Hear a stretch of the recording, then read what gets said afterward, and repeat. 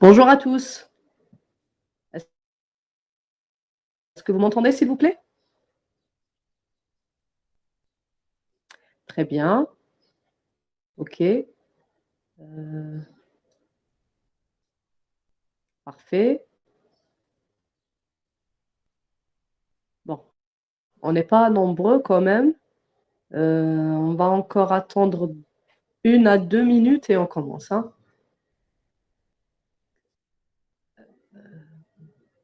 Donc pour aujourd'hui, est-ce que ça sera 1 heure ou 1 h 15? Normalement, c'est 1 h 15, n'est-ce pas? 1 h 15, très bien, parfait. Excellent. Donc, encore une petite minute. Vous êtes 7 étudiants, c'est très peu par rapport à une section de 50. Donc, on attend encore un petit peu et on commence.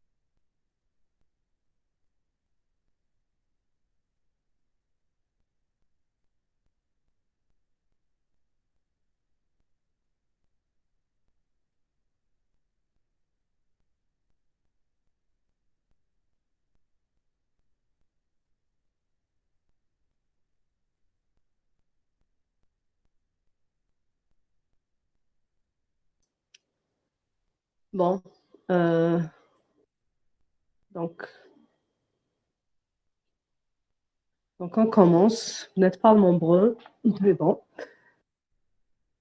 Alors, je commence par partager mon écran.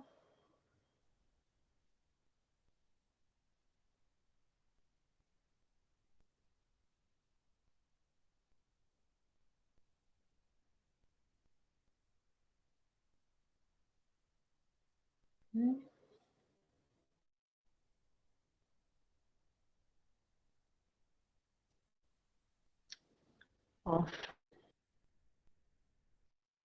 je suis pas là, ici.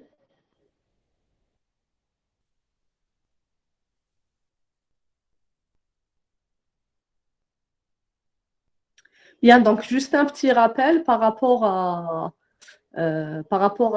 quelques TP que j'ai vus et quelques questions. Bon, je suis désolée de ne pas avoir pu répondre plus tôt. J'étais complètement déconnectée durant les vacances. J'ai eu certaines questions par rapport au dessin de la limite de décision. Je pense qu'il y a certains étudiants qui ont pensé qu'il fallait dessiner une ligne. Et non, ce n'est pas le cas. On n'est pas en train de dessiner une ligne. Par contre, j'ai vu quelques TP qui ont bien compris ce qu'il fallait faire. Donc, ce qu'il fallait faire, c'était dessiner une courbe. Euh, Normalement, ça devrait être l'entraînement avec régularisation. On devrait avoir un cercle. Si on ne faisait pas de régularisation, on devrait avoir une courbe beaucoup plus sophistiquée. Et si on augmentait le nombre lambda pour faire une grande, on va dire, grande régularisation, dans ce cas-là, on aurait une, un cercle aussi, mais qui ne représenterait pas du tout les données, donc il ne séparerait pas du tout ou pas bien, vraiment pas bien les données. Ce qu'il fallait faire, c'était de créer quelques valeurs qu'on appellerait x1, x2 ou ce que vous voulez. Donc, j'imagine que j'ai un x1 et un x2. Donc, x1, x2, ça devrait représenter la caractéristique 1 et la caractéristique 2, mais là, on ne va pas utiliser la caractéristique de l'ensemble d'apprentissage, mais on va essayer d'imaginer d'autres caractéristiques, notamment en créant une distribution comprise entre une valeur et une autre valeur, et avec donc des sauts conformes. Donc, par exemple, donc si je crée un x1 et un x2, donc je devrais créer des valeurs telles qu'il y a une séparation équidistante. Donc, première valeur, deuxième valeur, troisième valeur, quatrième valeur, cinquième valeur, jusqu'à énième valeur. Et là, on pouvait utiliser, donc, comme vous l'avez très bien fait, certains d'entre vous l'ont très bien fait en TP, line space. Donc, on va créer des données séparées. D'ailleurs, c'est exactement le même nom de fonction qu'on utilise en MATLAB, qu'on utilise aussi en Python. Et là, donc, ça va nous créer des valeurs de x1 et de x2. Je crée, pareil, en utilisant la même fonction, des valeurs pour x2 avec une distance, une équidistance, on va dire, donc des distances égales. Et ça va être grâce à notre fonction prédéfinie dans Python, où on va avoir des valeurs de x1 et x2. Maintenant, ce qui nous importe, donc en fait, je vais dessiner ma limite de décision en fonction de x1 et de x2. Pardon. Donc x1, x2,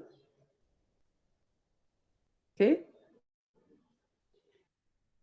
Et donc, pour x1, donc pour chaque couple x1 et x2, je vais aller calculer ma fonction hypothèse, hθ de x1, x2.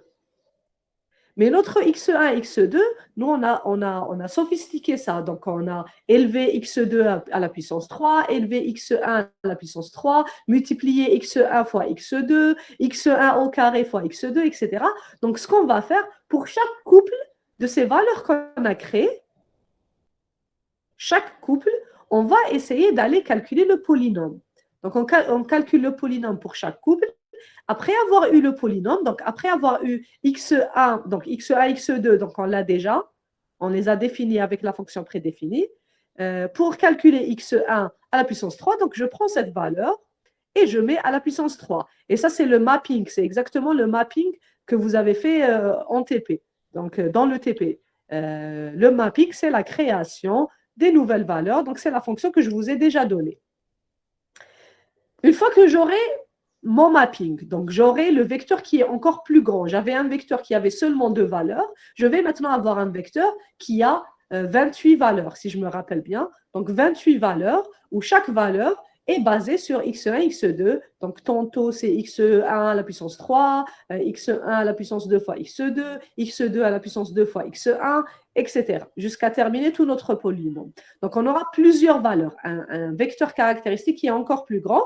Et maintenant, donc, du moment qu'on a le vecteur caractéristique qui est très grand, on va tout simplement le multiplier par notre grand θ, le θ qu'on a trouvé durant l'entraînement. Je multiplie avec le grand θ, donc grand θ fois x1 jusqu'à x28.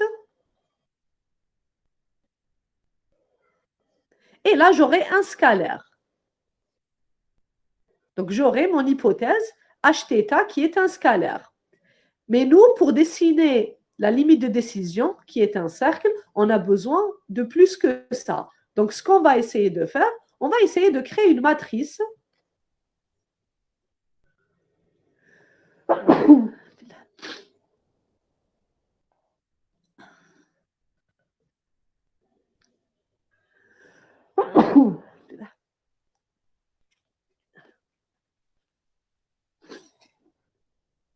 Donc, on va essayer de créer une matrice qu'on appellera donc x1, x2, j'appellerai ça y ou bien x. Ah, ok. Je repartage tout de suite.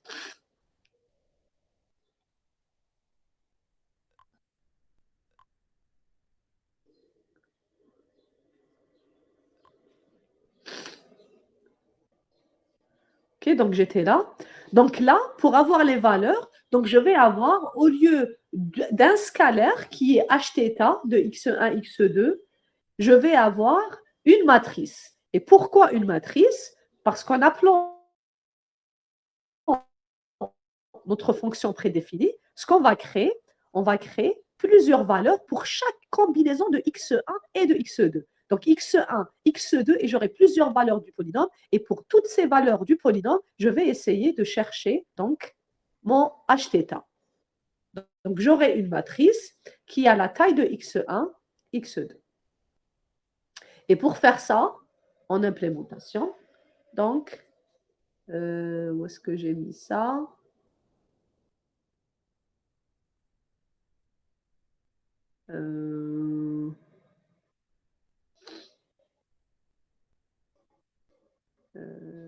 TP5.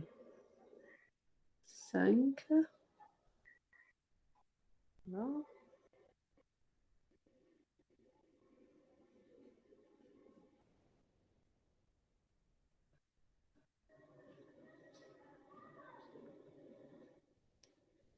Je pense que j'ai perdu ma connexion. Je repartage.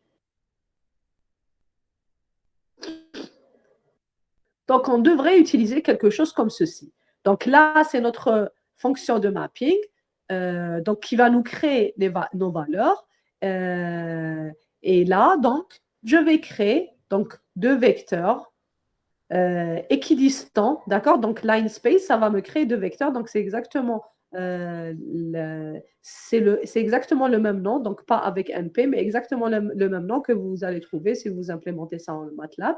Donc, je vais créer des valeurs équidistantes. Donc, ça va me donner 100 valeurs.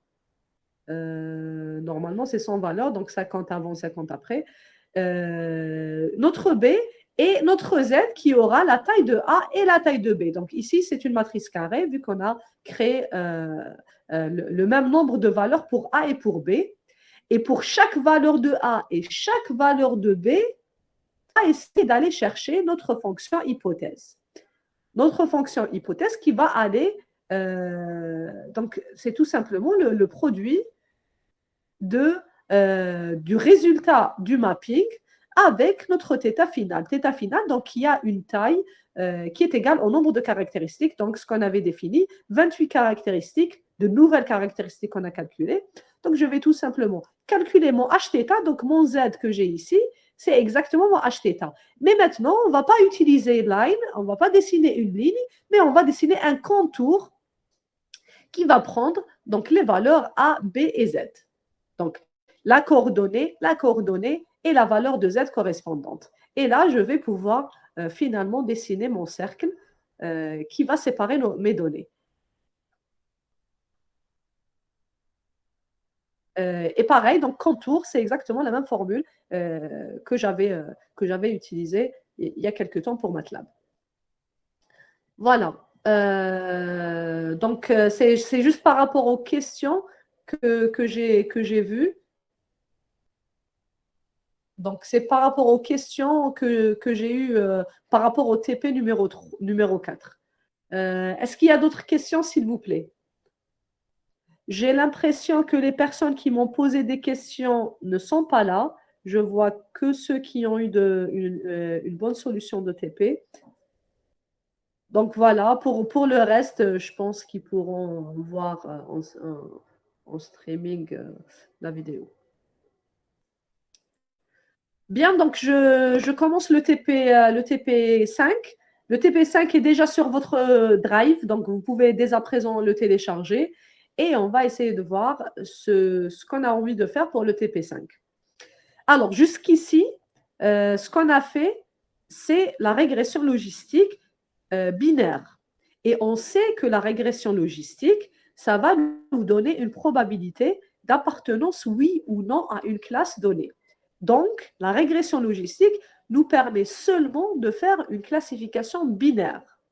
je ne peux pas faire une classification multiclasse avec la régression logistique telle qu'on l'a vue. Ce n'est pas possible. Et donc, ce qu'on va essayer de faire aujourd'hui, c'est d'utiliser la régression. D'abord, utiliser la régression logistique multiclasse pour la comparer à la classification en utilisant un réseau de neurones. Donc, en utilisant le réseau de neurones avec une propagation en avant, donc avec un forward pass ou forward propagation. La base de données qu'on va utiliser, ça va être la même base de données qu'on a utilisée pour le TP1. Donc, on va revenir vers nos chères images et on va essayer de classifier nos chiffres manuscrits. Donc, on commence par importer nos librairies, comme d'habitude. On commence par lire nos données. Donc, les données sont dans la matrice data. La matrice data est une matrice de 5000 lignes et de 401 colonnes. Ça, je vais cacher. Et donc, 5000 lignes de notre ensemble de données et 401 colonnes. Et donc, ma question pour vous est, que représente le 5000 et que représente notre 401? A priori, à votre avis, et je vous dis que j'ai les caractéristiques et les étiquettes à l'intérieur de cette matrice. Donc, qui peut me dire 5000 images? Très bien, 5000 images, c'est nos 5000 exemples. 400 pixels, parfait. Et le 1, c'est le résultat. Très bien, c'est le résultat. Excellent. Donc, on a 5000 images et on a notre résultat. C'est quoi le résultat? Que représente le résultat? Ahmed et les autres. Le chiffre, très bien, c'est notre chiffre. Donc, la classe, en fait, c'est le chiffre 0, le chiffre 1, le chiffre 2, jusqu'au chiffre numéro 9. Très bien.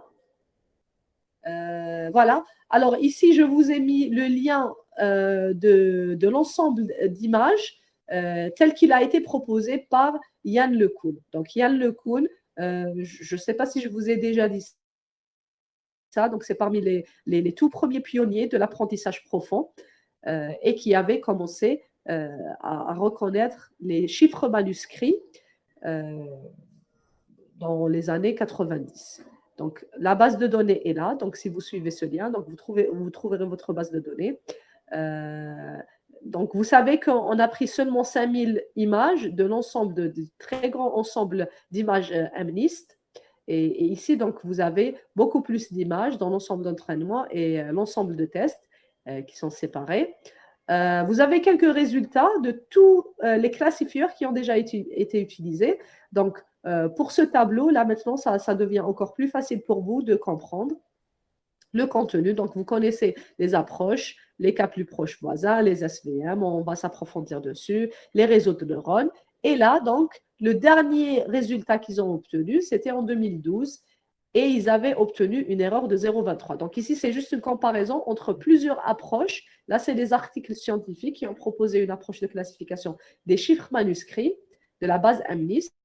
Et le dernier résultat publié dans le site du professeur LeCun, c'est le résultat obtenu en 2012. Pourquoi ils se sont arrêtés en 2012? Visiblement, comme je vous ai déjà dit, parce que c'est la venue de l'apprentissage profond. Et là, donc, les algorithmes se sont beaucoup plus développés et se sont beaucoup plus centralisés vers l'apprentissage profond et notamment les réseaux de neurones convolutifs. Donc, vous les voyez déjà, ça a commencé déjà à partir de 2000. Ça a commencé plus tôt, hein, donc le plus grand saut des réseaux de neurones convolutifs, c'était en 2012. Voilà, donc je voulais montrer ça rapidement et je reviens. Donc, pour ceux qui veulent un challenge plus grand, vous pouvez essayer avec la base de données MNIST qui est plus grande et voir ce que vous pouvez avoir comme tout. Bien, donc on avait dit que chaque ligne représente un exemple. Donc, vous aviez raison. Et chaque colonne, donc c'est les caractéristiques plus la dernière colonne qui est l'étiquette. On prépare nos données comme d'habitude. Donc, X, Y, et bien sûr, donc jusqu'à la dernière colonne moins 1, c'est nos X, auquel on rajoute notre intercept, notre ordonnée à l'origine, et donc notre Y, qui sera la dernière colonne. Donc, 5401, 401 maintenant, tout ça, c'est des caractéristiques. Première colonne, c'est notre intercept, nos 1, notre colonne de 1. Et notre Y, donc l'étiquette, c'est aussi un scalaire ici. On visualise, donc c'est le même code que vous aviez eu en TP1, donc on visualise quelques données. Pourquoi j'ai mis cet ensemble de données spécialement? Juste pour vous montrer qu'ici, l'étiquette, c'est égal à 0. Hein. Donc, j'ai changé ce que j'avais dans le TP1. Vous vous rappelez que pour la classe 0, on lui avait donné l'étiquette numéro 10, mais ça c'était juste par rapport à la compatibilité avec MATLAB. Donc, ici, j'ai remis à 0. Donc, vous trouverez l'étiquette de l'image 0 égale effectivement à 0. Et on commence la régression logistique. Pour la régression logistique, on va utiliser, comme d'habitude, la vectorisation. Donc, on va utiliser des matrices pour les calculs du gradient, le calcul du coût, propagation, etc. Donc, encore une fois, je vous rappelle que la régression logistique est utilisée pour une classification binaire. Parce que ce que j'obtiens à partir de la régression logistique, c'est un scalaire. Donc, hθ de x, de grand X, est égal à une seule valeur. Et cette valeur, c'est la probabilité d'appartenance à la classe 1. Et si je veux avoir la probabilité d'appartenance à la classe 2 ou bien à la non-appartenance à la classe 1, je vais faire 1 moins la probabilité. 1 moins hθ. Donc, en fait, notre régression logistique ne nous permet pas de faire une classification multiclasse, donc une multiclassification. Donc, pour résoudre ce problème, on va essayer d'utiliser une stratégie 1 contre tous. Donc, pour utiliser la stratégie 1 contre tous, on doit un petit peu réorganiser nos données. Donc, pour ça, je vais avoir besoin de votre aide. Je commence par représenter une donnée, une quelconque donnée. Donc, imaginez que j'ai un vecteur, c'est un exemple, donc de x1, enfin de x0 qui est égal à 1, jusqu'à x400. Donc ça, c'est ma première image. Ça, je vais dire que c'est une image.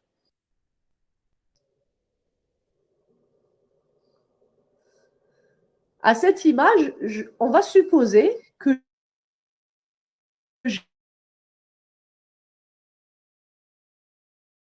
mon θ est déjà entraîné.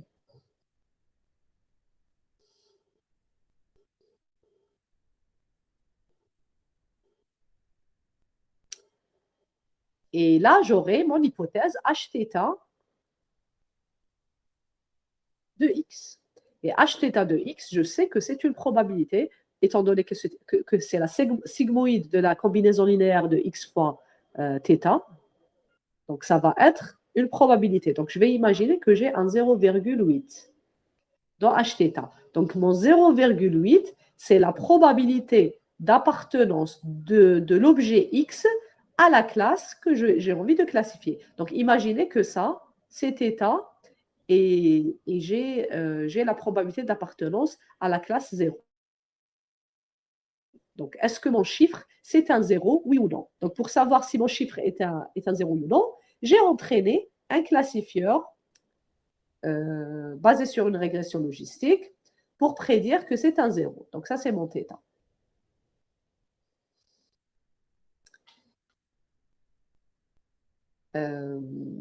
Alors, ça serait quoi ma question?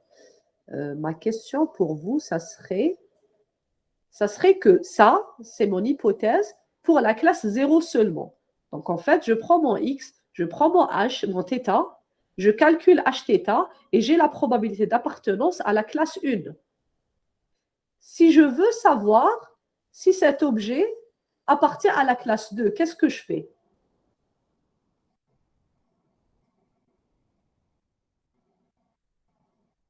Ma question est un peu mal posée, mais j'aimerais avoir votre réflexion par rapport à une multiclassification. On fait avec le θ de la classe 2. Très bien, très bien. Donc votre réponse m'intéresse parce que ça veut dire que pour chaque classe, j'aurai un θ à part, n'est-ce pas? Donc θ1 θ2 jusqu'à θ9.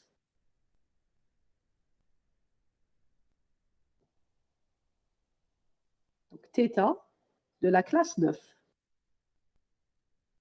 Bien. Donc, θ de la classe 0. Qu'est-ce que ça veut dire? Avoir plusieurs θ, qu'est-ce que ça veut dire? Si j'ai plusieurs θ, qu'est-ce que je suis en train de faire finalement? Si j'ai plusieurs θ, j'ai plusieurs hypothèses, n'est-ce pas?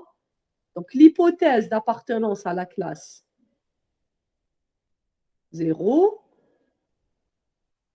l'hypothèse de l'appartenance à la classe 1, jusqu'à l'hypothèse d'appartenance à la classe 9. Pour chaque classe, on a une fonction. Très bien. Pour chaque classe, on a une fonction. Et donc, qu'est-ce que j'ai finalement, qu'est-ce que j'ai On prend le max. Bien, on prend le max, effectivement. À la fin, on prend l'hypothèse maximale. Très bien, c'est ça. C'est ça. Donc, en fait, le terme que je suis en train de chercher, c'est que j'ai en fait plusieurs classifieurs. Je n'ai pas un seul classifieur. J'ai plusieurs classifieurs. J'ai plusieurs θ. J'ai plusieurs hypothèses. Donc, j'ai plusieurs régressions logistiques. Donc, en fait, j'ai plusieurs classifieurs. J'ai un premier classifieur pour la classe 0, un deuxième classifieur pour la classe 1, jusqu'au 10e classifieur, qui est la classe du chiffre 9. Donc, j'ai plusieurs classifieurs. Et là, chaque classifieur va me rendre une hypothèse, va me rendre une probabilité. Et pour décider si l'objet X appartient à la classe 1 ou bien 2 ou bien 3, en fait, je prends la probabilité maximale, étant donné que chacune va me rendre un scalaire qui est une probabilité. Bien. Donc, jusqu'ici, on est d'accord. Donc, pour un objet donné, je vais aller donner cet objet à plusieurs classifieurs. Et chaque classifieur va me donner une certaine probabilité. Comment je vais entraîner ces plusieurs classifieurs finalement? Qu'est-ce que je leur donne en entrée? Je leur donne ma base d'apprentissage. C'est ce qu'on a l'habitude de faire. Donc, si je prends ma base d'apprentissage, j'aurai 5000 lignes et 401 colonnes. Qu'est-ce qu'on a l'habitude de donner à notre algorithme de régression pour trouver mes paramètres θ? Donc, en fait, vous m'avez dit, j'ai plusieurs θ. Vous m'avez dit, j'ai plusieurs fonctions. Effectivement, j'ai plusieurs fonctions parce que j'ai plusieurs θ. Donc, j'ai θ pour la classe 1, θ pour la classe 2, jusqu'à θ pour la classe 9.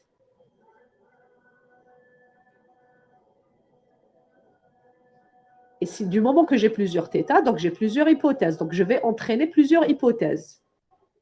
D'habitude, pour entraîner une seule hypothèse, j'ai besoin de quoi?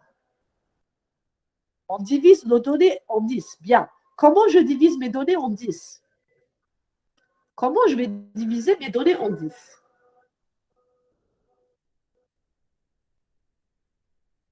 Donc, je sais que mon Y, c'est un vecteur de 5000 lignes qui contient des 1, des 0. Alors, une seconde, il y a mon partage, il y a ma connexion qui est bien. Je lui donne que les chiffres qui lui correspondent. D'accord, je suis d'accord. Attendez, je vais essayer de voir.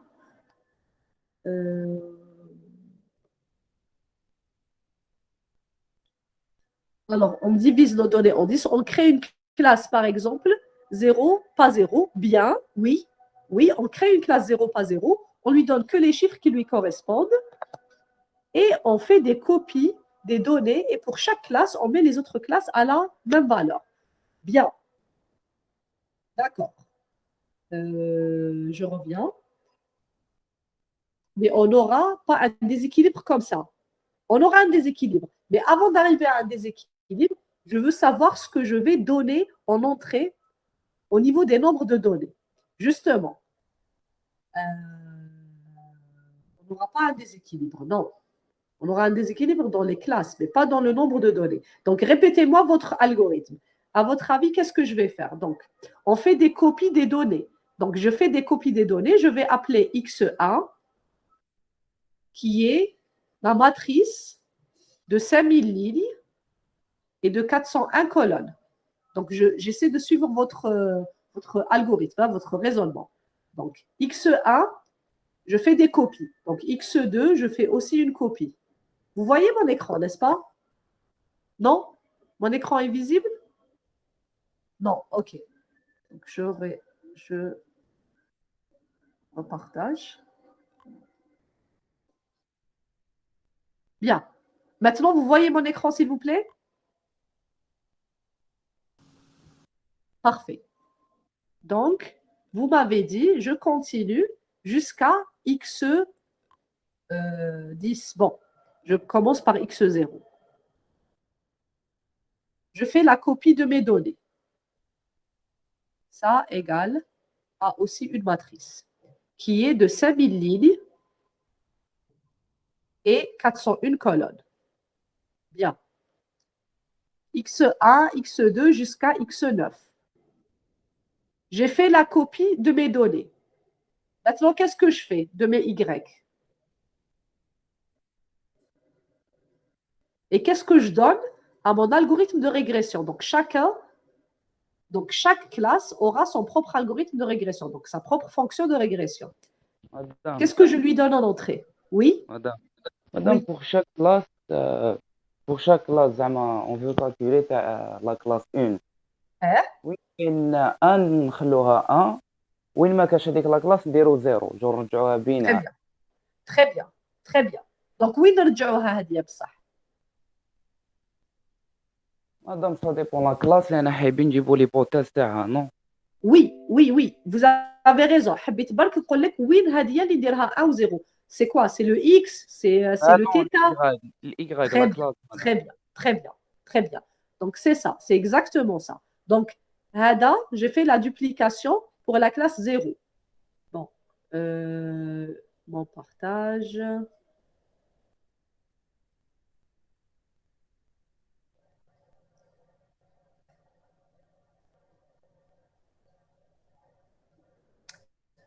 Bon, ça c'est mon Y. Bon, je le redessine avec une couleur plus...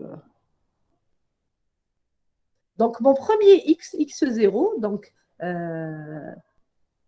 votre camarade a proposé de dupliquer, de recréer nos données. Donc, j'ai recréé nos données dans X0, X1, X2. Et là, X0, je vais lui donner son vecteur Y. Donc, la proposition de Omar, c'était de dupliquer nos X. La proposition de Ahmed, c'était de mettre des 1 pour la classe donnée et des 0 partout. Donc, imaginez que j'ai mon Y qui contient 5000 valeurs. Donc, pour ces 5000 valeurs, je vais aller chercher mon étiquette 0 et là où j'ai un 0 dans le Y, je vais mettre 1. Et là où je n'ai pas de 0, je vais mettre des 0. Peut-être que l'exemple numéro 5, c'est un 0, c'est l'étiquette 0, donc je vais mettre un 1. Et tout le reste, je vais mettre des 0. Et là, j'aurais préparé mon Y de la classe 0. Je fais ça pareil, Y de la classe 1. Là où j'ai un 1, je vais mettre un 1. Et pour tout le reste, je vais mettre des 0. Et j'ai préparé mon Y pour le deuxième classifieur. Je fais ça pour la classe 2, pour la classe 3, jusqu'à la classe 9.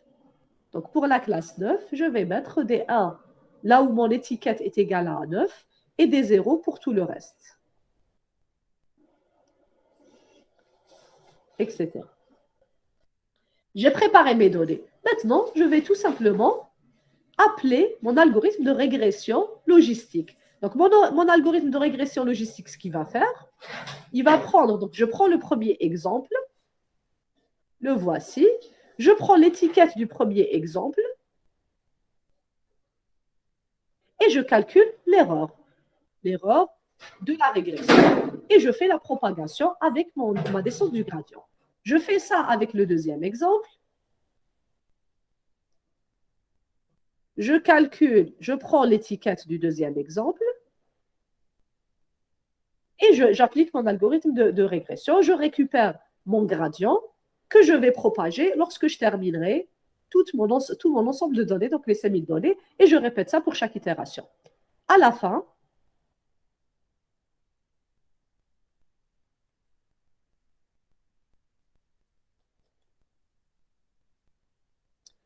de l'entraînement, donc ce qu'on va obtenir,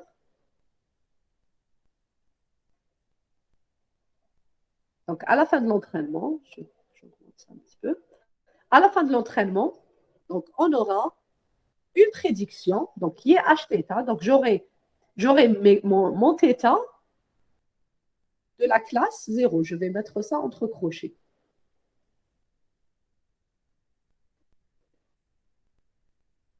Donc, pour chaque exemple de notre base d'entraînement, on met 1 pour le chiffre qu'on cherche à apprendre et 0 pour tout le reste. Exactement. Pour le chiffre qu'on cherche à apprendre et pour le classifieur de ce chiffre. Pourquoi? Parce que j'ai besoin d'un classifieur pour chaque chiffre. Et pourquoi je fais ça? Parce que l'algorithme de régression logistique me permet de faire une régression, une classification binaire seulement. Parce que mon output, c'est une probabilité d'appartenance et une seule probabilité, c'est un scalaire. Et c'est ce que vous avez eu lorsque vous avez implémenté votre algorithme de régression logistique.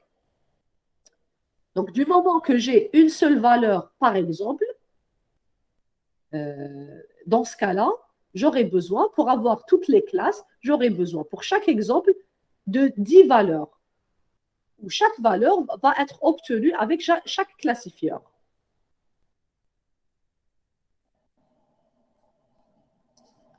Donc, si j'obtiens, moi, ici, un θ, pour obtenir la prédiction, je vais aller prendre mon exemple, donc mon x, le premier exemple de x, que je vais multiplier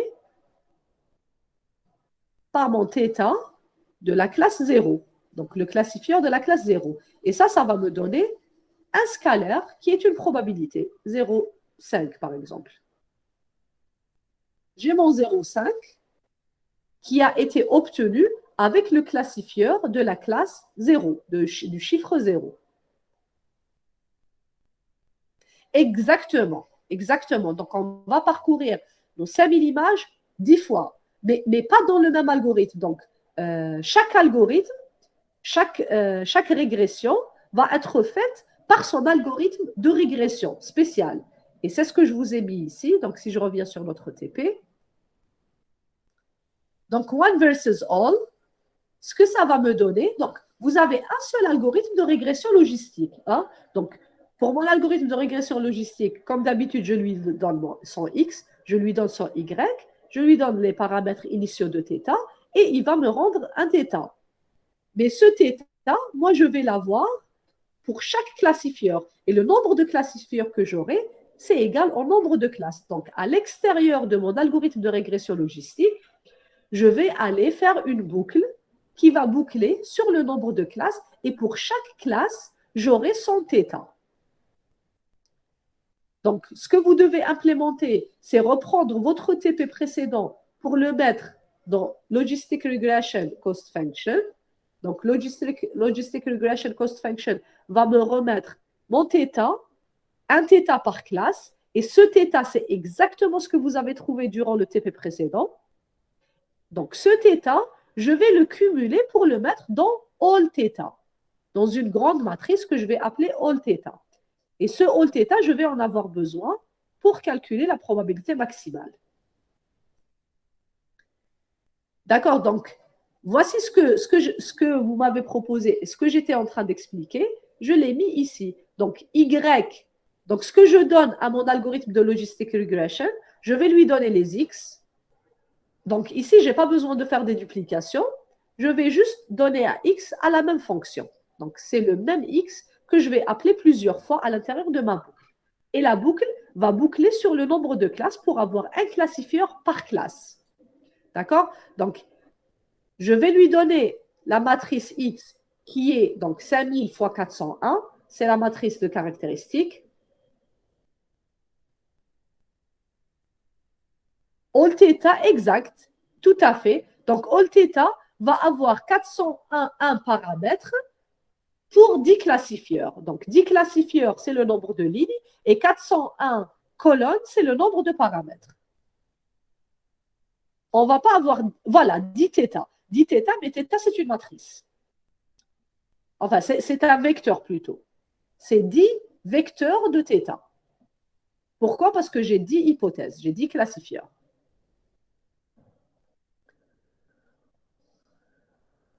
Ça va, c'est clair jusqu'ici? Donc, c'est ce qu'on aura à la sortie. Donc, all θ va être égal, va avoir une dimension de 10 lignes, de 0 jusqu'à 9, et 401 colonnes. 401 colonnes, c'est θ. C'est notre θ. Et c'est pour ça qu'on l'a initialisé. Donc, initial θ, c'est NP0, pas initial θ, all θ. Ah, je n'ai pas initialisé notre θ. Donc, all θ, on va l'initialiser. Donc, je vais l'initialiser ici. Pardon, je n'ai pas initialisé les all θ. Donc, va être égal à NP0. Non, c'est 401. C'est 401 parce que le intercept, c'est aussi un paramètre. Ça rentre dans le calcul, n'est-ce pas? Non, non. Voilà, très bien. Bien. Donc, all θ, c'est NP0. Alors, le nombre de lignes va être égal au nombre de classes. Ah non, all θ, je l'ai initialisé. Voilà, donc je me disais que je l'ai bien initialisé. Donc, vous voyez, voici mon all θ. All θ, je l'ai obtenu avec le nombre de classes que j'ai et le nombre de caractéristiques dans X. Le nombre de caractéristiques, donc les caractéristiques, mes 400 caractéristiques, plus le passage par 0. Donc, plus le X0. Voilà, donc, alors, la conversion que vous m'avez proposée, elle est justement implémentée ici. Donc, Y égale à classe de I. Donc, I donc, va aller de 0 jusqu'au nombre de classes. Et ici, Y est égal à classe de I. Et je vais transformer ça en integer. Pourquoi j'ai transformé ça en integer à votre avis? Donc, Y est égal à X va me dire, est-ce que va mettre... Bon, je ne dis pas ce que ça veut dire. Donc, Y est égal à classe de I. Qu'est-ce que ça fait ici? À votre avis, qu'est-ce que je suis en train de faire en me disant Y égale à classe de I? Un 0, bien. Et pourquoi je mets as type, integer? Oui, pour binariser. Et si je ne mettais pas as type, qu'est-ce que j'aurais en sortie? Non, non, non, c'est pas pour enlever la virgule. Non, c'est autre chose.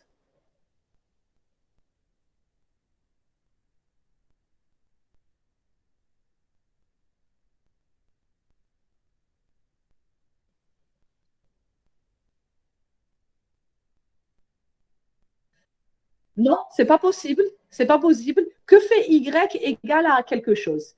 Si je mets variable égale à autre variable en Python, à votre avis, qu'est-ce que ça va me donner? Bien, bien, bien, très bien. Donc, pourquoi j'ai mis asType? True égale à 1. Bien. Donc, c'est pour transformer vos valeurs booléennes ici en un vecteur de 0 et de 1. Et pourquoi? Parce qu'on a besoin de faire des calculs par la suite. Donc, je ne peux pas envoyer un vecteur de booléen à mon algorithme de régression logistique. J'ai besoin de lui envoyer un vecteur de 1 et de 0. Donc là, ce que je suis en train de dire, dans mon Y, dans mon vecteur Y, remets-moi un vecteur qui a la même taille que Y, mais qui contient des 1 lorsque je suis dans la classe I et qui contient des 0 pour tout le reste. J'ai une autre question. Pourquoi ici j'ai mis Y est égal à classe de I et je n'ai pas mis directement Y est égal à I?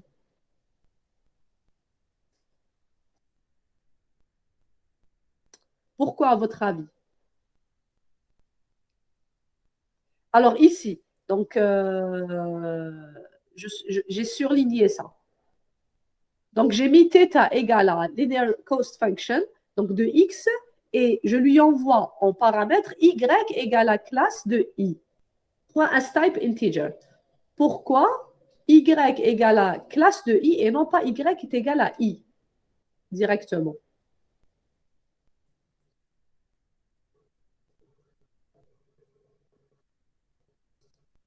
Bien, très bien. I, c'est l'indice.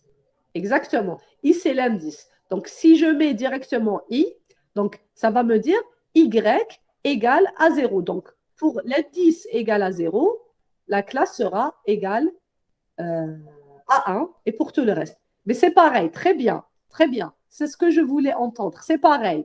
Y est égal à 0, donc je suis bien dans la classe 0. Y est égal à 1, je suis bien dans la classe 1. Dans ce cas-là, pourquoi moi j'ai utilisé classe de i et je n'ai pas utilisé directement i? Effectivement, oui. Pourquoi je me suis compliqué la vie en rajoutant classe de i? Du moment que c'est la même chose.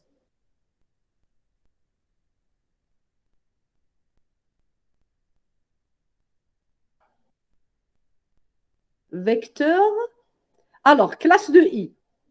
Avoir le vecteur directement de 1 et de 0. Non, non, non. Même si j'avais mis classe de i, j'aurais eu la même chose. Regardez. Regardez ce que j'ai mis. Classe égale à unique de y, n'est-ce pas? Donc, si je veux afficher classe, j'aurai ça.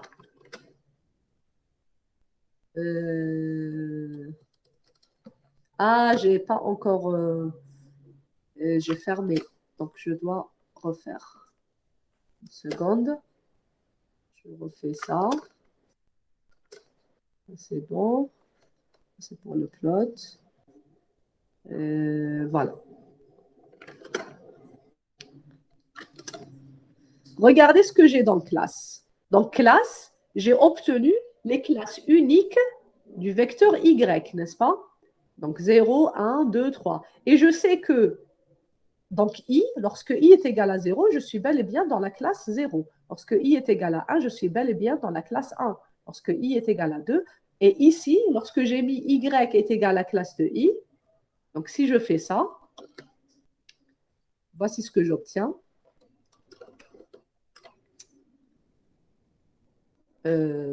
Classe de 0, je vais dire. D'accord? Et j'affiche y.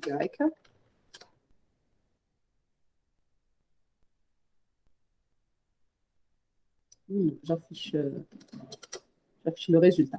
Donc, voici ce que je disais tout à l'heure. Donc, si je mets y est égal à la classe de i, j'aurai true lorsque c'est égal à la classe 0 et j'aurai false ailleurs. Et là, donc, dans notre base de données, je sais que la base de données est organisée de telle sorte que la classe 0, c'est au début, la classe 1 après, la classe 2, la classe 3, donc c'est ordonné. D'accord? Donc, quand j'ai fait y est égal à la classe de i, j'ai obtenu true et false. Quand j'ai mis toInt, as type plutôt, j'ai obtenu des 1 et des 0.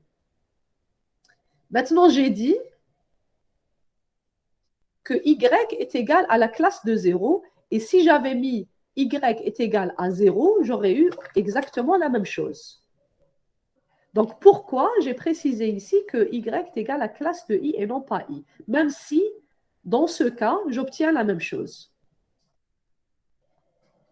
C'est tout simple, hein? C'est vraiment quelque chose de très simple.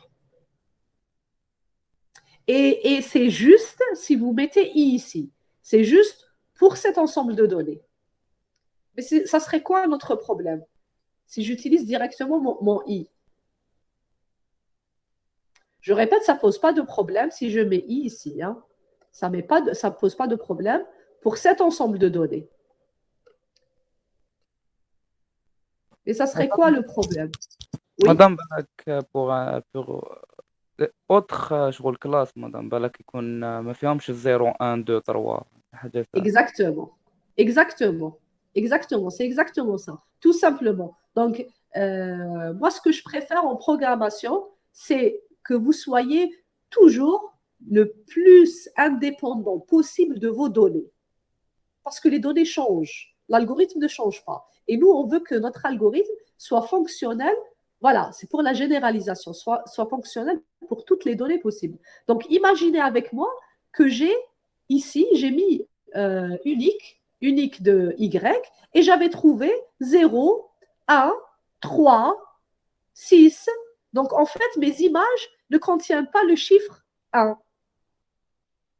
Ou bien, je ne sais pas, j'aurai une étiquette différente. Donc, si j'ai une étiquette différente, je ne vais pas aller directement utiliser mon i. Parce que j'ai appelé une fonction qui utilise unique. Donc, donnez-moi les classes uniques de ce vecteur de classe. Et lorsque vous faites de l'apprentissage automatique, très souvent, les données ne sont pas équilibrées. Et très souvent, vous allez avoir une classe et ne pas avoir une autre classe. Donc, il est possible dans votre base d'apprentissage d'avoir des étiquettes qui ne correspondent pas forcément à l'indice. Ou bien, la classe n'a pas le même chiffre que l'indice. Et donc là, la meilleure solution, c'est toujours d'être le plus général possible. Donc, c'est pour ça que je préfère, encore une fois, donc pour ce TP, utiliser i directement, ça ne pose pas de problème. Mais si on veut généraliser et si on veut utiliser ce même code demain avec d'autres données, on préfère utiliser classe de i et non pas i directement. Bien, donc jusqu'ici, on a transformé nos y à avoir une classification 1 contre tous. Donc, on aura notre x, on aura notre y pour le classifieur 0, et on va lui envoyer donc initial theta, alpha, learning rate, max iteration, le nombre d'itérations maximum, et notre lambda, qui est notre paramètre de régularisation. Et tout ça, donc, normalement, vous êtes déjà familier avec tout ça, vous avez déjà fait ça dans le TP. Donc, cette fonction, c'est exactement la même fonction que vous avez implémentée durant le TP précédent. Bien sûr, ce que vous avez implémenté, c'était diviser compute cost, donc compute gradient, donc propager le gradient, gradient descent, etc. Vous pouvez utiliser les mêmes fonctions ou bien regrouper le tout à l'intérieur. Bien sûr, il est préférable toujours de moduler vos codes. Donc, gardez les appels aux fonctions, gardez vos fonctions, calcul de coût à part, propagation du gradient à part, donc la descente du gradient, donc propagation du gradient, descente du gradient, et votre logistic regression finale va vous retourner vos paramètres θ. Vos paramètres θ ici, c'est un vecteur pour la classe i, et ce vecteur, on va le regrouper pour le mettre à la première ligne de all θ. Et là, nos all θ vont nous donner pour chaque ligne des paramètres θ de régression logistique pour la classe donnée. Est-ce que c'est clair jusqu'ici, s'il vous plaît?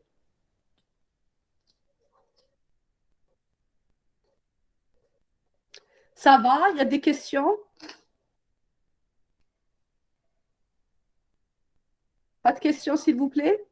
Madame, Oui, oui, Emma. pour calculer les prédictions, Bien. واش نديرو x transposé de θ. Exact, exact. C'est x la transposée de θ. Et on a donc nos probabilités pour chaque classe. Justement, ça nous ramène à la question la plus intéressante.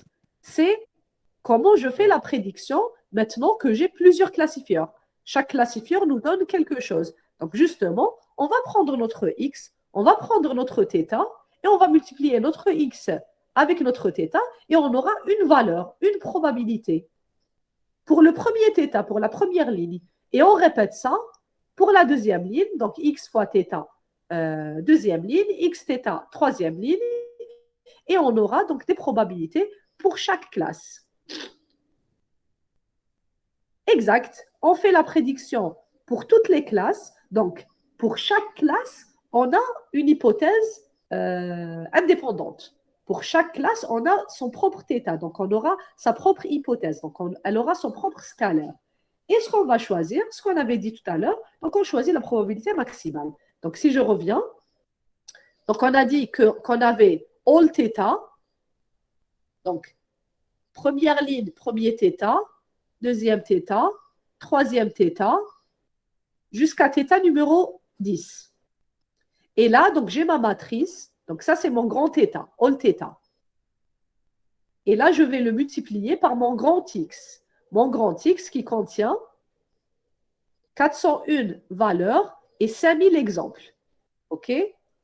Donc 5000 lignes et 401 valeurs. Donc ce que je vais essayer de faire, c'est de multiplier mon θ avec mon grand X. Là, soit je transpose mon grand X, soit je transpose mon θ. Je vais transposer mon grand X. Donc, en fait, si je transpose mon grand X, donc j'aurai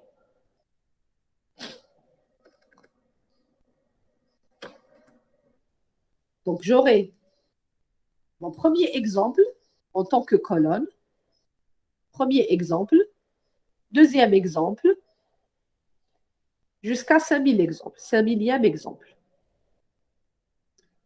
Donc là, vous êtes libre pour les formes de vos matrices. Soit c'est X qui est transpose, soit c'est θ qui est transpose. Donc, vous faites comme vous le sentez. Le plus important et notre objectif, c'est d'utiliser la vectorisation pour un petit peu accélérer les calculs et profiter de la performance de NumPy. Si je fais X transpose, donc j'aurai ma grande matrice X transpose qui aura 401 lignes et 5000 colonnes.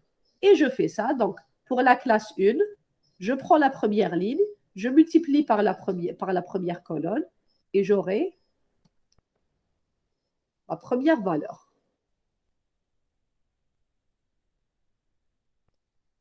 Première ligne, première colonne, j'aurai ma première hypothèse et c'est l'hypothèse de l'appartenance de l'objet 1 à la classe 1.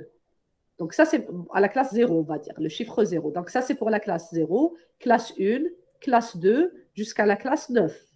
Donc si je multiplie θ dans all θ, la première ligne de all θ, avec mon premier exemple, j'aurai la probabilité d'appartenance de l'objet 1, donc de l'image 1, à la classe 0. Donc ça, c'est l'exemple. Donc l'exemple, pour l'exemple, je vais utiliser les parenthèses, comme on a l'habitude d'utiliser dans hθ. Donc l'objet 1, donc l'image 1.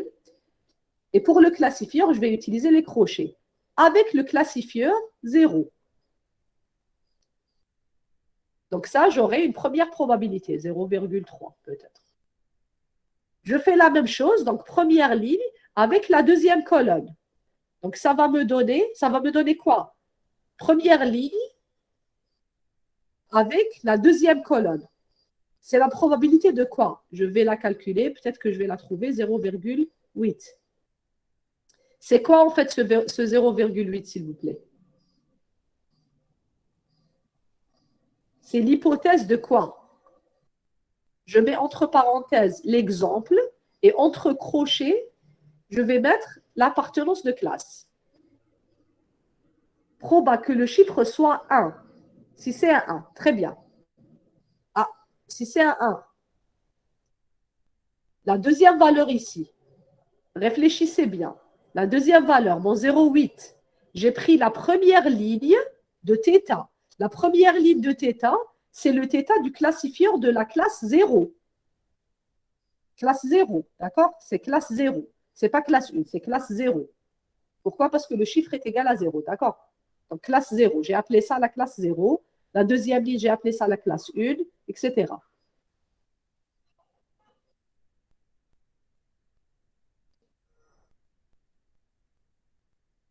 Bon, OK. OK. Je vais mettre un 1 ici. D'accord. Ce n'est pas grave. Si on se trompe, on va y revenir. Donc, ici, vous m'avez dit que c'est la probabilité que le chiffre soit 1. Quel chiffre? C'est quel exemple ici? Ce 0,8, c'est quel exemple? C'est l'exemple 1, c'est l'exemple 2, c'est quel exemple? Regardez bien, j'ai pris la première ligne de θ avec la deuxième colonne de x. Donc, c'est quel exemple? Et je sais que x ici, c'est 5000 colonnes. Et θ, c'est 10 lignes pour chaque classifieur. Exemple 1, si on compte de 0. D'accord. Donc, je vais compter de 0 pour ne pas avoir de confusion. Bien, je vais compter de 0. Donc, ça, c'est l'exemple 0. Ça, Madame, c'est l'exemple 1. Oui. madame, الثيتا راهم vertical ولا horizontal؟ θ horizontal. Et c'est ce qu'on a mis la boucle. Regardez bien. All θ, dina θ. Ah, est-ce que θ est vertical? Non, non. Voilà, c'est la ligne I. Si on a bien précisé. Donc, chaque classifieur, la ligne, c'est le classifieur. Les colonnes, c'est les paramètres. Donc, le nombre de colonnes, c'est égal à 401 et le nombre de lignes est égal à 10. دونك تسماك مدام الاولى هذه كاع تاع لو شيفر زيرو. Très bien, très bien. C'est à le chiffre 0. Donc 0,8, c'est quoi? 0,8, qu'est-ce qu'elle représente? تيتا C'est 1 دو شيفر زيرو. enfin l'hypothèse 1 hein? تاع لو شيفر زيرو. Tu as le chiffre 0. Donc c'est la classe 0. Tu as quel exemple? l'exemple الاول كاع attends. L'exemple الاول قلنا c'est 0,3. Donc قلنا بدينا له l'indice 0. Donc هذا c'est l'indice 0 وهذا le deuxième. هنايا ce que j'ai mis, le premier. On a dit que le premier, ça représente l'exemple, entre parenthèses, et le deuxième, ça représente le classifieur. au moment تاع l'exemple اللي موراه مدام. Voilà, donc c'est l'exemple 1. On va dire l'exemple 1. ولا هنايا c'est quelle classe?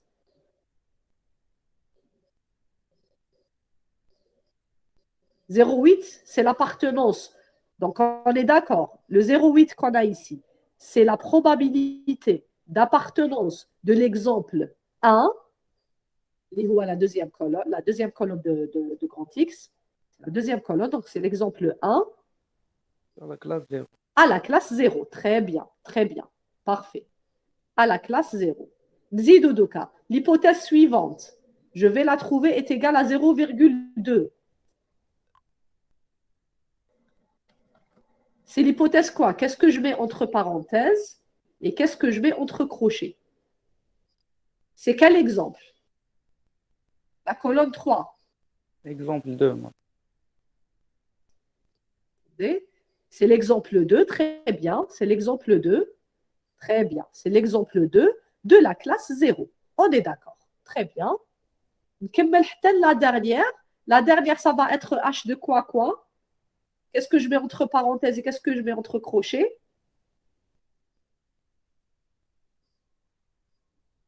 Le dernier, la dernière valeur, je vais la trouver, est égale à 0,1, peut-être.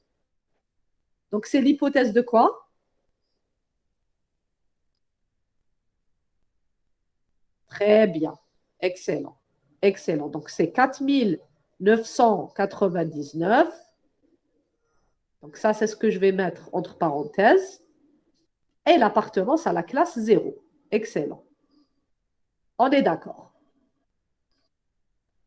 On est d'accord. Donc, regardez, j'ai eu les θ à la première ligne et ces θ, c'est les paramètres du premier classifieur. Et les colonnes, le nombre de colonnes de mon X, c'est le nombre d'exemples. Donc, c'est de 0 jusqu'à 4999. J'ai 5000 exemples. Je continue. On continue avec un ou deux éléments de la ligne 2. Ensuite, on va aller au dernier élément. Donc, le deuxième élément, ça va être H de quoi? H, qu'est-ce que je mets entre parenthèses en vert et qu'est-ce que je mets entre crochets? Je parle de la deuxième ligne, première colonne. Très bien, très bien. Donc, c'est 0. C'est l'exemple 0. C'est la probabilité d'appartenance à la classe 0 de l'exemple numéro. C'est la probabilité d'appartenance de l'exemple numéro 0 à la classe numéro 1. Excellent. Très bien. Bien. La dernière, ça va être H quoi?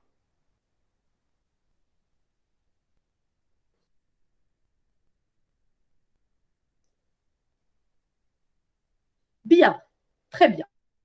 Donc, c'est 4999. Et bien sûr, l'appartenance à la classe 1. Je suis toujours à la deuxième ligne. Je vais maintenant à la dernière ligne et je suis sur H.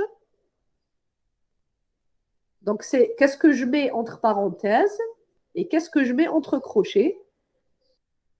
Très bien, très très bien. Donc, c'est la probabilité d'appartenance à la classe 9. Et je le vois bien ici, c'est le θ de la classe 9. C'est le θ du classifieur qui s'est occupé de classifier la classe 9 contre toutes les autres classes. Donc, ce θ, je le multiplie par le premier exemple. J'aurai la probabilité d'appartenance de cet exemple, qui est mon exemple 0, à la classe 9. Dernier élément, ça va être quoi? Excellent. Très bien. Très bien. Vous avez tout compris. Et vous avez raison. Donc, 4999.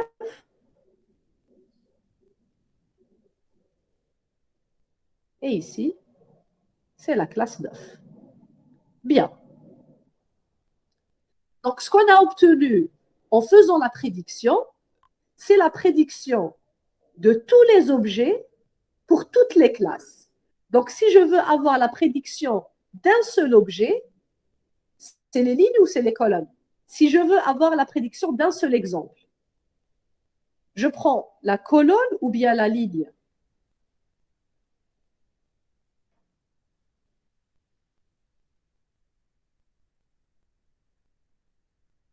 À votre avis, donc on a construit une matrice. La colonne, parfait. Donc, je prends la colonne. Donc, si je veux connaître la probabilité, la classe, on va dire la classe de l'objet numéro 0, la première image de mon ensemble de données, je vais prendre la première colonne. Essayons de trouver maintenant la classe de l'objet numéro 0. Donc, j'ai eu, on va supposer que j'ai eu un 0,3.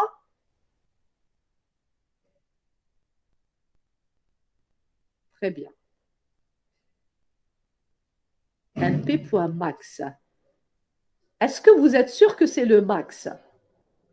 Est-ce que c'est la classe du max? Vous y êtes presque, Amayas. Vous y êtes vraiment presque. Donc 0,3, 0,5 jusqu'à 0, je vais dire 9. C'est l'indice, très bien. Comment on trouve l'indice en Python? Argmax, excellent. Donc, à ce que vous m'avez dit, donc classe np.argmax. Donc, je vais chercher la classe de np.argmax de l'hypothèse de ce vecteur, de ce hθ. Donc, je vais aller chercher ça. Et l'indice que je trouve ici, je vais aller le chercher dans les classes. Et je vais tomber sur la classe de mon objet. Une autre question pour vous. À votre avis, la somme de cette hypothèse, si je prends un seul exemple, la somme de cette hypothèse, est-ce qu'elle est égale à 1?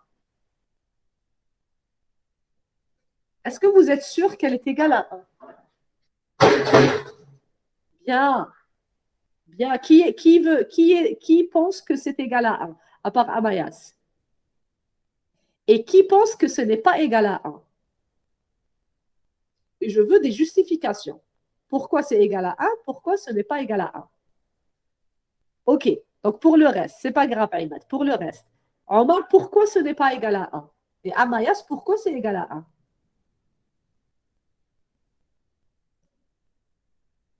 Maintenant, parce que on a pour chaque ligne de notre matrice d'hypothèse, on a des probabilités. Les probabilités sont calculées par rapport à pas seulement à un seul θ. Mais quel est l'état l'idéal les classes, c'est peut contenir 0 ou la 1. Il y a des erreurs. Mais normalement, la sortie, ça doit être égal à 1. Enfin, c'est comme ça que je... La sortie, alors, La sortie ici. Là, la sortie, tu as la régression linéaire. Bon, on voit la réponse de Yanis et je reviens vers votre réponse, Amayas. Alors, je pense juste que j'ai perdu mon partage. Je vais juste repartager. Alors, ce n'est pas égal à 1. Par exemple, si on a deux images qui sont des 1, on va avoir des probabilités hautes.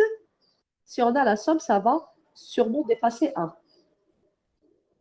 Attendez. Attendez. Votre justification. Alors, juste une question. Est-ce que vous avez quelque chose après? Parce que j'ai pris un peu plus de temps.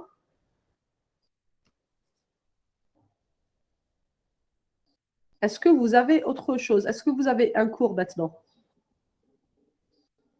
Non. Bien. Donc, on va essayer de faire rapidement, mais on a besoin de répondre à ces questions pour vous aider à implémenter votre TP. Donc, ce n'est pas égal à 1. On cherche les probas d'une image. OK. Par exemple, notre test contient des images 0, 0, 1, 0, 5, 6. D'accord? Et on cherche la somme des probabilités pour le chiffre 0. Oui. On cherche la probabilité d'appartenance pour le chiffre 0 avec les caractéristiques du 0. D'accord? Donc, si dans votre ensemble d'apprentissage, les probabilités vont ressembler à ça. 0,8, 0,9, 0,2, 0,7, 1, 5.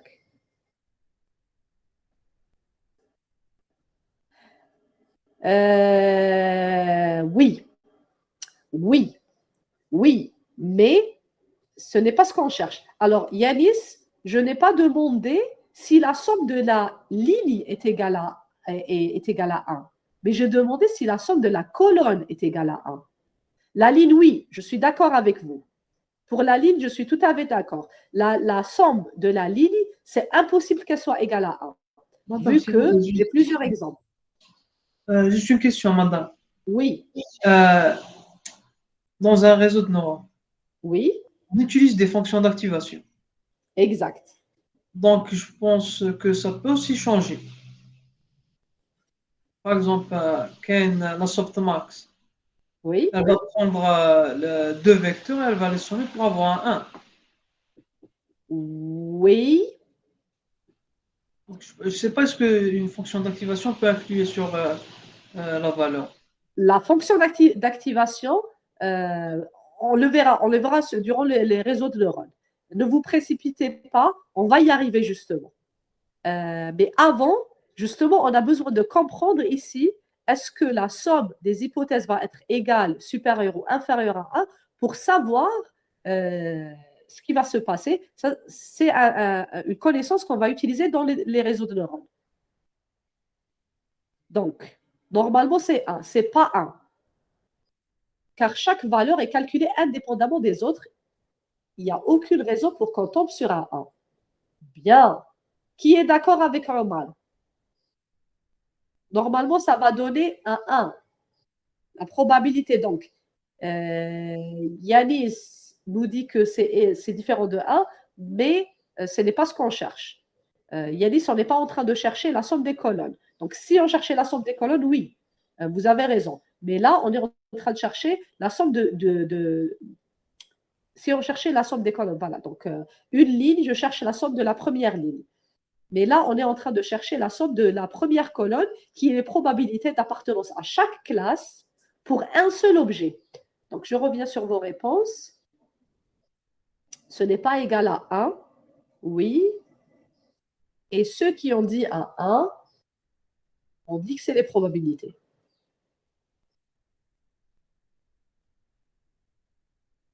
Les classifieurs ont été entraînés sur un nombre différent d'exemples.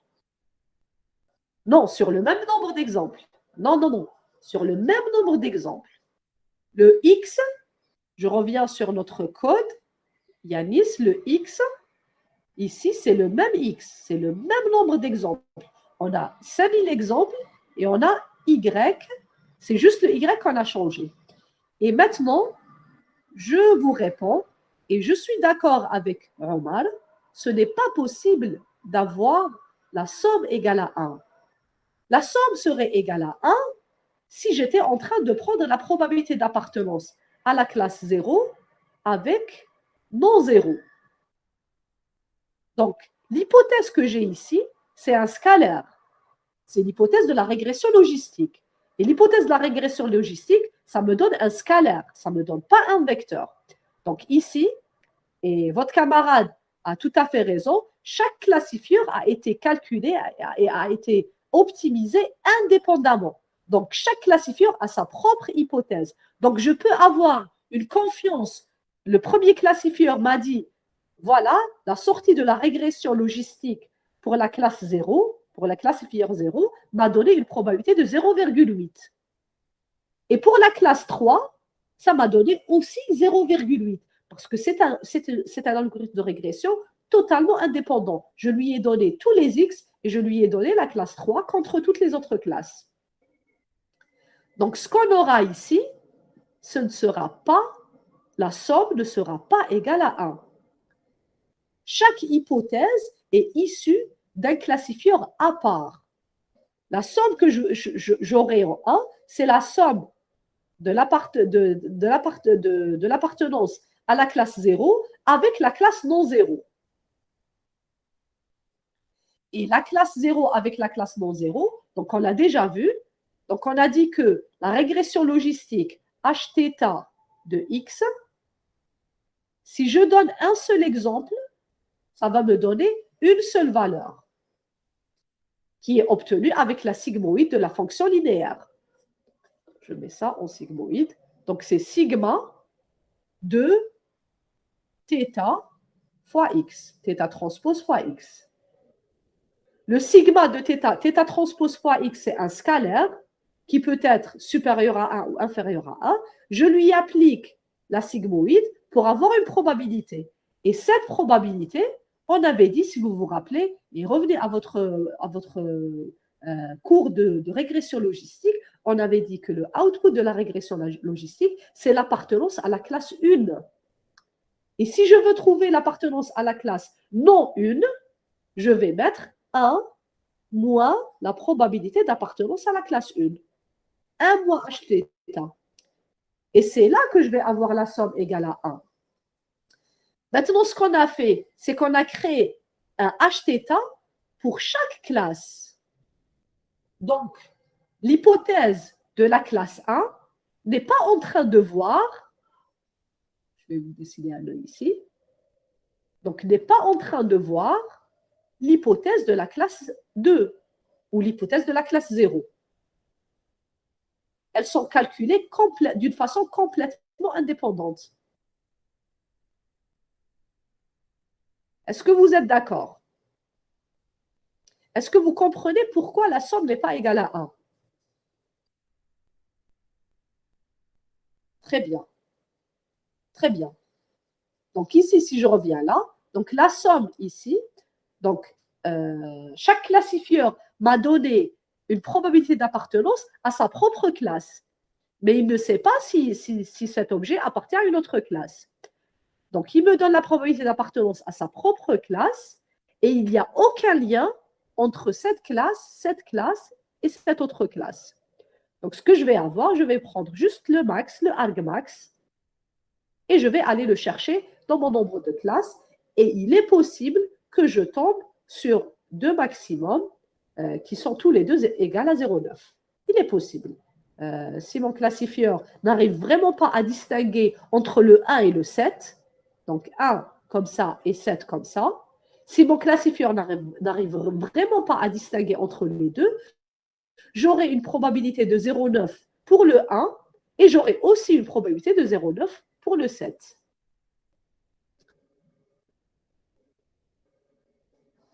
Voilà, donc ça, c'était la dernière étape de la régression logistique.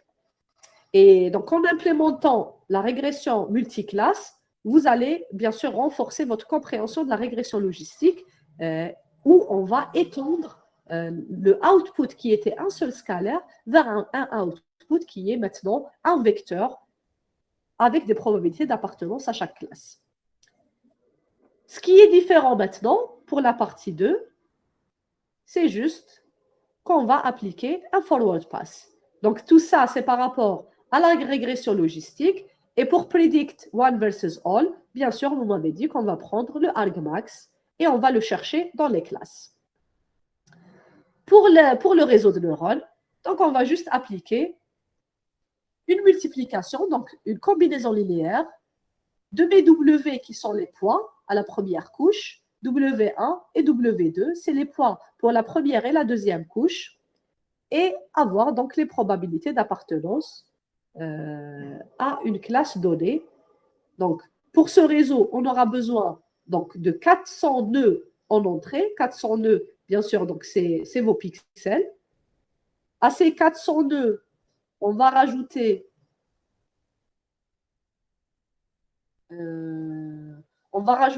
notre passage par 0. Bon, j'ai perdu ma connexion.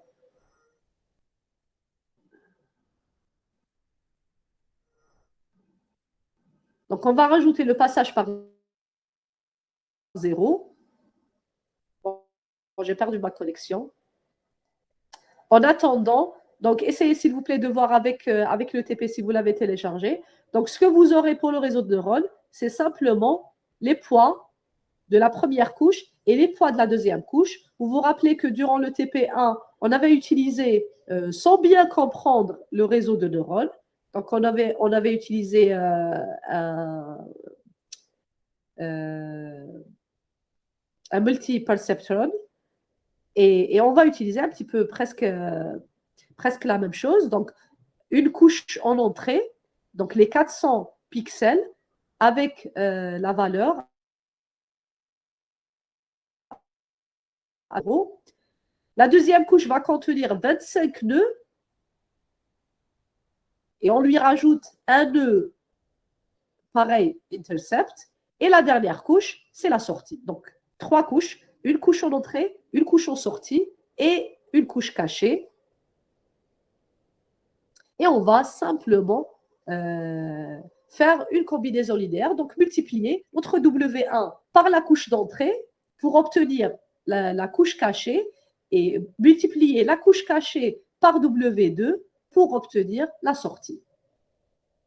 Donc, pour le réseau de neurones, c'est vraiment très simple et c'est juste une initiation à la propagation en arrière qu'on va faire, Inch'Allah, la semaine prochaine. Bon, je n'arrive toujours pas à me connecter sur mon PC. Bon, voilà, c'est bon.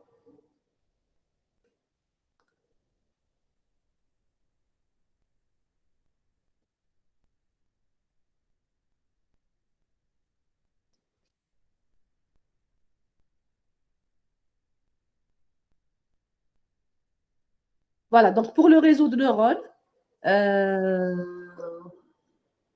on va juste appliquer une propagation en avant, qualité de régression linéaire, réseau de neurones. Donc, voici les points. Alors, les points que vous avez ici, c'est des points déjà entraînés. C'est les points que vous devriez trouver durant le prochain TP. Donc, c'est des points déjà entraînés et vous aurez en charge seulement de faire des multiplications matricielles. D'accord? Donc, je vais prendre les 400 valeurs. Alors, W1, c'est une matrice de 25 lignes et de 401 colonnes. 25 lignes, donc si je dessine ça, donc vous aurez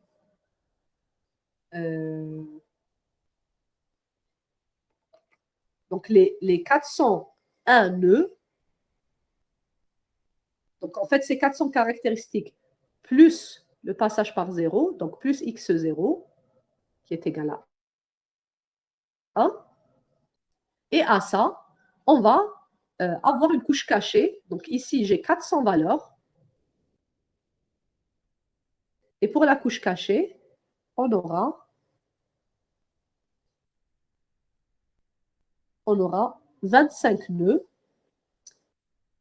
Et regardez ici comment on a obtenu cette matrice qui est de 25 fois 400. Pour le premier nœud, je vais prendre la première valeur du pixel, je vais la multiplier par la première valeur de W1. Deuxième valeur du pixel, multipliée par la deuxième valeur de W1. Donc, le nœud, le pixel, fois W1, plus le deuxième pixel fois W1, plus le troisième pixel fois W1, quatrième pixel fois W1, jusqu'au dernier pixel fois W1. Et bien sûr, x0 fois W1 aussi, donc c'est la première valeur. Et c'est pour ça que j'ai 401 dans W1. Et je répète ça 25 fois. Pourquoi je répète ça 25 fois? Parce que j'ai 25 nœuds. Donc ici, pareil, je multiplie par le poids. Par le poids. Pourquoi 26 le deuxième? Alors, bonne question, Ahmed. Pour les autres, pourquoi dans la deuxième couche, j'ai 26? J'ai 26 nœuds. Et je fais ça. Pour les autres, pourquoi j'ai 26 nœuds? Donc, je vais y arriver tout de suite. Donc, ça, c'est pour la dernière couche. Le biais est très bien, très bien. Vous avez répondu vous-même. Donc, c'est le biais. Donc, je fais la multiplication. Et donc, vous voyez que j'ai 25 répétitions. Je fais 25 multiplications. Et donc, avec les poids que j'ai, la dernière couche, c'est la couche de sortie. Donc, j'ai 10 valeurs, 10 outputs pour mes 10 classes. Et là, donc, je rajoute mon biais. Je rajoute le x0. Donc, ici, j'ai 25. Et c'est la question que vient de poser votre camarade. Donc, ici, j'ai 25 nœuds. Mais bien sûr, je dois rajouter mon x0. Et là, je vais aussi faire des multiplications. Donc, premier, multiplié par W2. Deuxième, multiplié par W2. Troisième, multiplié par W2. Jusqu'au dernier, multiplié par W2.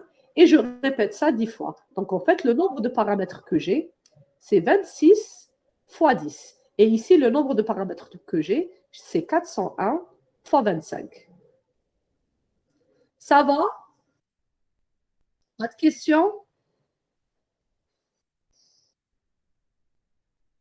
Donc, juste pour vous dire, la partie réseau de neurones, pour le moment, c'est très simple. C'est très simple. Pour le moment, c'est ce qu'il y a de plus facile. C'est juste une combinaison linéaire. N'oubliez pas d'appliquer, par contre, la sigmoïde. Hein. Donc, il faut appliquer la sigmoïde à chaque couche. Donc, vous faites une combinaison linéaire. Ensuite, vous allez appliquer à cette combinaison linéaire votre sigmoïde pour avoir des valeurs comprises entre 0 et 1.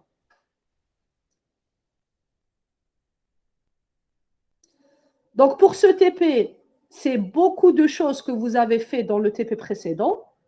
Ce qu'il y a de nouveau, c'est le réseau de neurones, mais le réseau de neurones, c'est très facile. C'est juste une multiplication. Donc, vous pouvez faire une multiplication matricielle carrément. Vous multipliez matriciellement votre W avec votre input, votre X, et vous refaites ça avec la couche cachée. Donc, le output de la multiplication des X par W1 va être la multiplication de ce output avec W2 pour avoir la probabilité d'appartenance. Donc, multiplication et sigmoïde. Voilà, normalement, c'est tout ce qu'on avait dans le TP2. Voilà.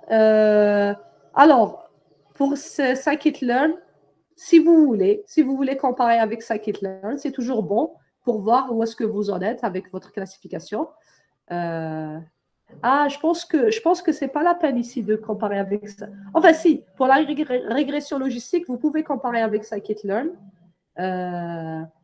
Pour le réseau de neurones, vous n'avez rien à comparer avec scikit-learn. On va le faire lorsqu'on va entraîner notre modèle de réseau de neurones. Et là, qui m'avait posé, je ne sais pas si c'est Ahmed, Amayas, Idil, je ne me rappelle pas qui m'a posé la question de l'activation et de... C'était quoi la question où on appliquait le max...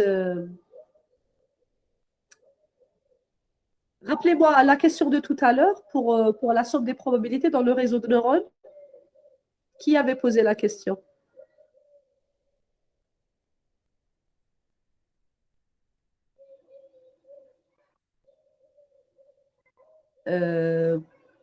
Softmax. Voilà, c'était la question par rapport à Softmax. C'était la question par rapport à Softmax. Alors, intuitivement, et ça je ne vais pas répondre pour le moment, On va laisser ça pour le TP prochain, quand on fera la propagation en arrière. Juste une question. À votre avis, les probabilités qu'on va avoir avec le réseau de neurones, la somme de ces probabilités, est-ce que c'est pareil que la régression logistique? La somme va être différente de 1 ou bien elle va être égale à 1?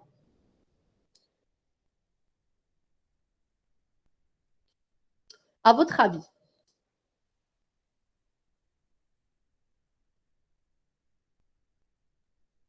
Est-ce que vous avez une idée? Une idée avec seulement, pour une image en entrée. Pour une image en entrée, une seule image, j'aurai un vecteur ici. Ça sera le vecteur d'appartenance à une classe donnée, donc le vecteur de probabilité. Est-ce que ce vecteur de probabilité, sa somme va être égale à 1 ou non?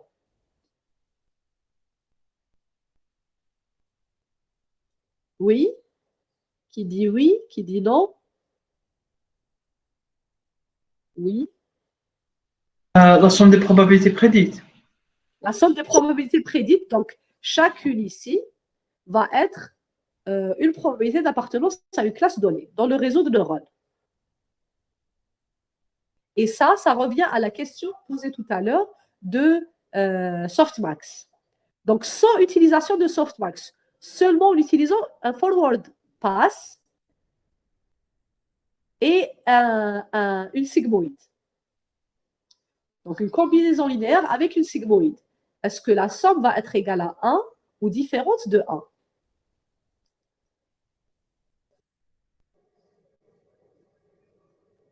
J'ai pas compris avec softmax ou sans softmax. Non. La softmax, c'est la question de tout à l'heure. Quelqu'un m'avait posé la question de softmax, je crois.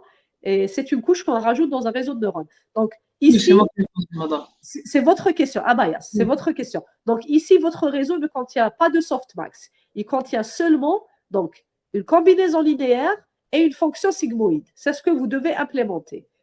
Vous devez implémenter exactement ce qu'on a vu au cours. Donc, une sigmoïde, pas de softmax, une sigmoïde. Donc, j'applique une combinaison linéaire, je prends ce nœud va être la combinaison linéaire de tous les nœuds précédents avec le W1 à laquelle j'applique une sigmoïde. Ce n'est pas toujours égal à 1. Pourquoi? Pourquoi, à votre avis? Maintenant qu'on a vu pourquoi ce n'est pas égal à 1 dans la régression logistique,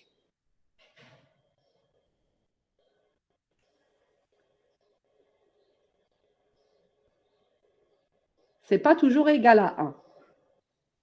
Est-ce que tout le monde est d'accord? Est-ce qu'en utilisant seulement une sigmoïde, ce ne sera pas toujours égal à 1 ou est-ce que quelqu'un dit que la somme ici va être égale à 1?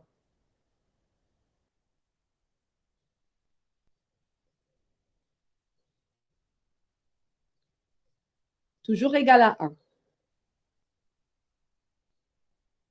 Toujours égal à 1 sans softmax, juste en utilisant la fonction d'activation sigmoïde. Parce que sigmoïde, c'est aussi une fonction d'activation. Hein? C'est pas égal, c'est pas toujours égal. Ah oui, c'est pas toujours égal, j'ai pas lu le pas. Hein? C'est pas toujours égal à 1. Bien. Non, c'est pas très bien, très bien. Donc, je pense que vous êtes tous d'accord à ce que le output d'un réseau de neurones n'est pas toujours égal à 1, surtout quand on commence l'entraînement, surtout quand les poids sont complètement aléatoires, surtout quand les poids ne sont pas encore entraînés. Bien, on va revoir ça durant la phase, durant la propagation. C'est pas dit parce qu'il y a un mappage des données sont mappées. Comment? Par exemple, non, on a le X0 au début. Oui. Dans la deuxième couche oui. Cachée, on le relie à X de 0, X de 1, c'est ça le mapping. C'est pas dû à... Dans le dessin que vous venez de faire, il y a X0. Oui, X0 est là, oui. Oui. X0. Donc, oui. La deuxième couche, c'est X2 de 0, X... Ici aussi, j'ai un autre X0 qui est égal à 1. Oui, il est égal à 1. Oui, هذاك اللي قلت لك x2 de 0 وين اللي هو 1. Donc madame, quand on les relie, c'est comme si on fait un mapping. ما درنا في l'ancien في التي في précédent هذاك le mapping هذا. Le mapping اللي درناه في TP précédent. Je vois pas quel mapping. C'est la même chose. هذاك تاع 6 مخرج لنا 10 تاع تيتا تخرج لنا 10. حنا شغل chaque valeur اللي حتخرج من x0 on va la relier à notre neuron. Exact. ماشي chaque valeur يتخرج من x0. x0 multiplié par w2 مع chaque voilà, مع chaque θ, مع chaque w. Bon, oui, c'est des w parce que c'est des weights. Oui, mais ils sont différents les poids. Ils sont différents, tout à fait. Ils sont différents. Donc, ce qui va en sortir, par exemple, à l'hypothèse 0, il ne sera pas. Si on le somme, il peut être supérieur à 1. Ça peut être supérieur à 1. Il peut être égal à 1, il peut être supérieur à 1. Voilà. La somme que j'ai ici. Vous parlez de la somme de ces probabilités que j'aurai en sortie. Oui. Bien. Normalement, tout le monde est d'accord à ce que c'est différent de 0. Différent de 1, pardon. La somme va être différente de 1. Et ça, donc, on garde cette hypothèse et gardez cette hypothèse en tête et on va revoir ça et on va confirmer ça et le voir mathématiquement durant la phase de propagation en arrière. Et quand on va, donc la semaine prochaine, Inch'Allah, en détaillant un peu plus le réseau de neurones.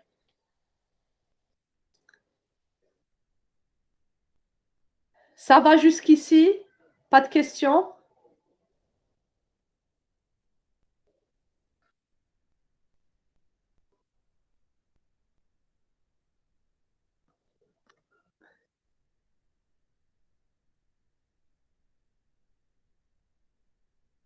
De la participation d'aujourd'hui, comme le